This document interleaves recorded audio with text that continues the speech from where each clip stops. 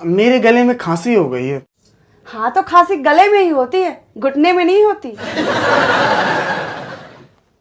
थोड़ा मेरे गले के लिए कुछ बना दोगी? लो अभी लो।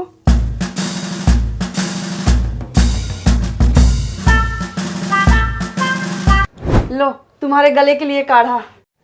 Thank you. थैंक यू से काम नहीं चलेगा। तो बताओ ना क्या करूं? मैंने तुम्हारे गले के लिए काढ़ा बनाया, तुम मेरे गले के लिए कुछ बनवा दो। कितने तेजस्वी लोग हैं हमारे पास, कितने शानदार विचार रखते हैं।